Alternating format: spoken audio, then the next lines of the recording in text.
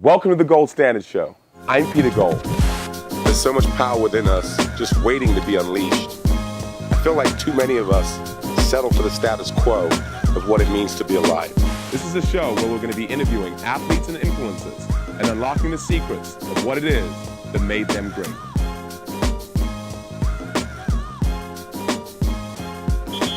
Welcome to the Gold Standard Show. I'm excited to introduce our co-host, McKay Brown. Hi guys, I'm McKay. I'm honored to be a part of this show. I'm so excited for all the things we're about to get into. If you have any questions about me, my personal life, Peter's personal life, any questions you want us to ask the influencers, athletes that we're going to be interviewing, definitely leave comments below. And we are sitting here with Joseph Blair. Joseph Blair, former University of Arizona standout, former pro athlete in the NBA and overseas, and currently an entrepreneur, a man of many talents, a Renaissance man in essence. Is that okay? Sounds great to me. Yeah, Renaissance man in essence, and somebody that we're so happy to have on the show. Welcome, Joe. How are you today? I'm doing great. Honored to be here. I'm just happy to know I meet the standards. There you go. First question, what have you been up to? What a deep question. Yeah. You just said it's been 20 years. I've been up to a lot. Yeah.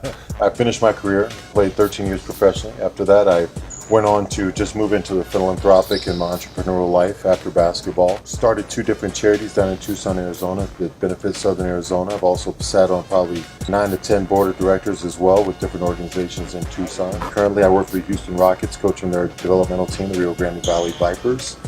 So it's a great situation. I love what I do. I love all the things I do, including still my entrepreneurial stuff, my philanthropic endeavors as well, and obviously coaching is something that's always going to be near and dear in my heart. And what is it that you instill in your kids that you believe will take them to a place where they can be the best possible versions of themselves? People ask me all the time when I played overseas. I played in many different countries. I played in Russia, Greece, Turkey, Italy, France, and not only that, but being in the EuroLeague, you go to every single country. And people ask me, okay, for all your years that you spent in Europe, what's the one thing you've learned?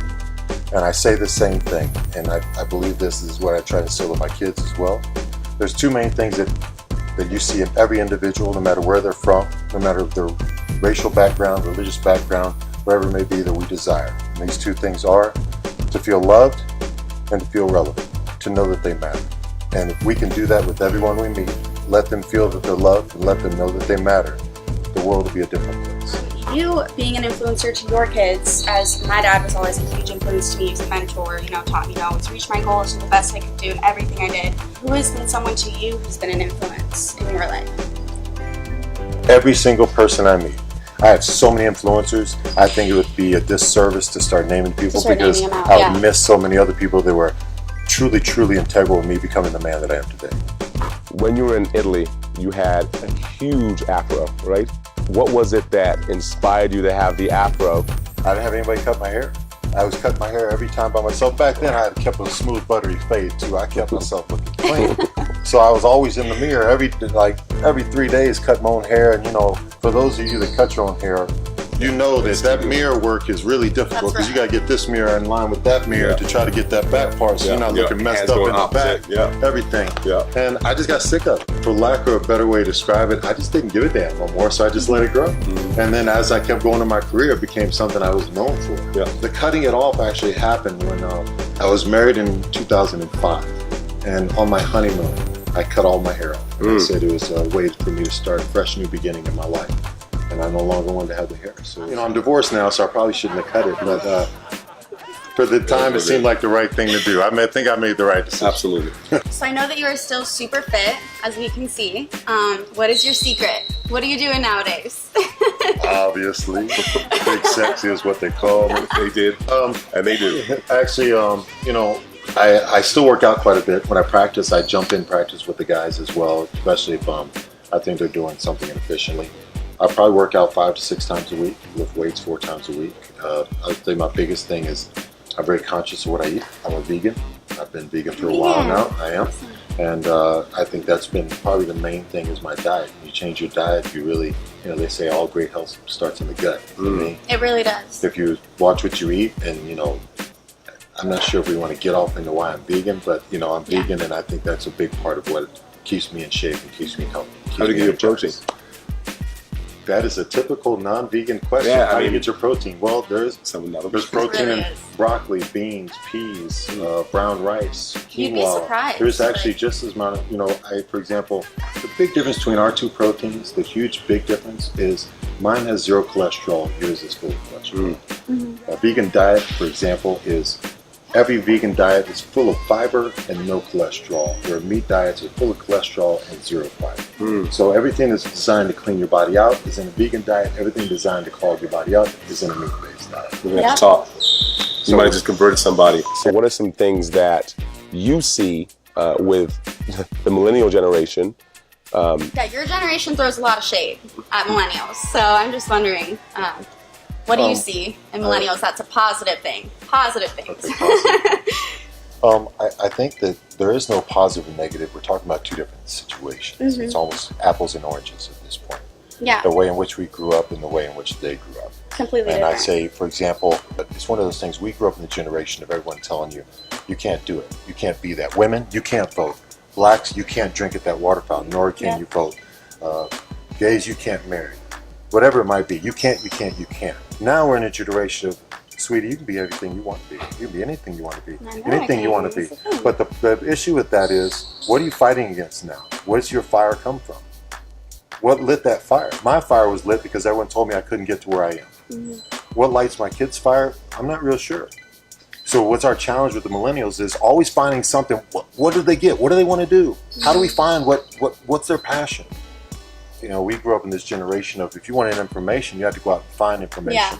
And so now we have this societal issue of, we say everyone has ADD and ADHD. Well, what it is actually because it doesn't take them long to gather that information. So now we've trained It's so them. quick, We've yeah. trained them that if they can't get it within the first 2 minutes, move on to the next thing, and then we call it ADD.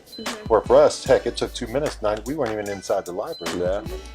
Because we put them in the society of instant gratification, it's hard now to tell them, no, you can't have instant gratification. You need to work hard, stay strong at that, keep pushing at that, keep pushing at that. Well, that's what we grew up doing, that because we had to do those things. Yeah. All the information now is so instantly gratified, any information they get, to the point where if they can't find that information immediately, they give up on trying to figure it out.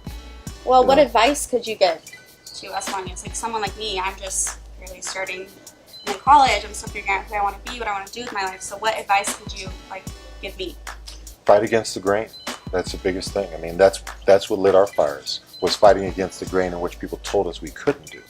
Our millennials in particular taught to be themselves at an early age, where we weren't. Yeah. So because of that, you have to understand each answer is going to be different for each individual. So you have to understand Everyone's- it's detailed, it is a tailor-made situation for every person. But the one thing you can do is get a good idea of all the people around you to make your own judgment on yourself because of that. But like I said, we're talking apples and oranges. I can always, it's kind of like anything. You give people a guideline, but in the end, they have to find their own road themselves. Ladies and gentlemen, that's a wrap for our second episode of the Gold Standard Show. That was exciting, really profound. Joe, we appreciate you. Thank you for having me. It's an honor and a pleasure to be invited to be part of such a prestige standard. There you go. The Gold Standard, that's what it's all about, where we interview athletes and influencers from around the world, and we unlock the secrets of what it takes for them to be great. Hey, stay tuned for our next episode, coming soon.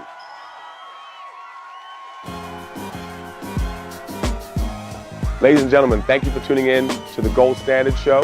Follow us on Facebook and Instagram at DP2Gold. We're going to have some amazing guests who are going to offer life-changing perspective that's going to take you on a different path or empower you to be the best version of you possible. Keep watching. Cut. 5, 4, 3, 2. Stay golden. Stay golden. Again. Wait, I need to do it first. Okay. Stay golden. Stay golden. Go. That was dope.